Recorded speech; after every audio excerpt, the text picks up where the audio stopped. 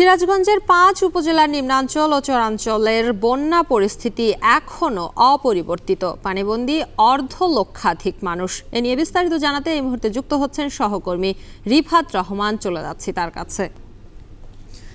রিফাত, জানাবেন এই বন্যা কবলিত মানুষদের জন্য প্রশাসনের পক্ষ থেকে কি ধরনের ব্যবস্থা নেওয়া হচ্ছে?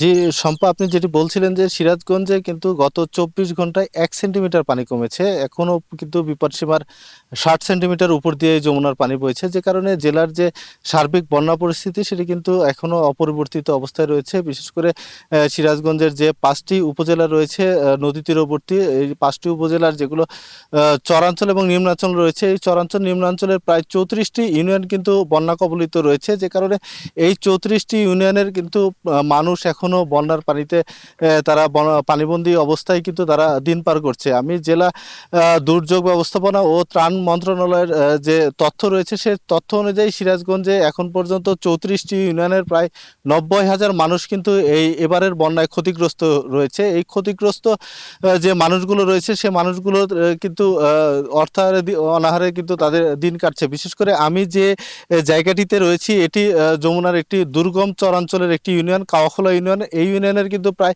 ২৫,০০০ মানুষ কিন্তু পানিবন্দী অবস্থায় কিন্তু গত ৪-৫ দিন হলো এই পানিবন্দীর জীবনযাপন করছে। তবে জেলা প্রশাসনের পক্ষ থেকে এখন পর্যন্ত প্রায় ৭৫ মেট্রিক টন জিআর চাল কিন্তু তারা বিতরণ করেছেন। পাশাপাশি ১০০ মেট্রিক টন চাল কিন্তু মজুত রয়েছে বলে আমাদেরকে জানিয়েছেন। পাশাপাশি শুকনো খাবারও কিন্তু ৩০০ প্যাকেট এখন পর্যন্ত বিতরণ করা হয়েছে। তবে এখনও যে বন্যার অবস্থা রয়েছে, যে দুর্ভোগ রয়েছে, এই দুর্ভোগে কিন্তু আসলে এই যে ত্রাণ বিতরণ করছে সেটি কিন্তু অনেকটাই অপ্রতুল আমাদেরকে বলছে বানবাসী মানুষ, যে কারণে এই যে বানবাসী মানুষ তাদের কিন্তু দুর্ভোগ কমছে না। বিশেষ করে তাদের পয় নিষ্কাশনের যে ব্যবস্থা রয়েছে সেটি এতে কিন্তু তারা অনেকটাই ভোগান্তিতে রয়েছে। পাশাপাশি নলকূপগুলো তলিয়ে যাওয়ায় এখানে একটি বিশুদ্ধ পানির কিন্তু তীব্র সংকট কিন্তু তৈরি হয়েছে বলে আমাদেরকে বানবাসী মানুষ যারা রয়েছে তারা জানিয়েছেন। তবে পানি কিছুটা কমতে শুরু করলে বন্যার কিছুটা উন্নতি হবে বলে আমাদেরকে জানিয়েছে জেলা প্রশাসনের পক্ষ থেকে। তো সিরাজগঞ্জের চরাঞ্চল থেকে বন্যা পরিস্থিতি নিয়ে এই ছিল আমার কাছে শম্পা।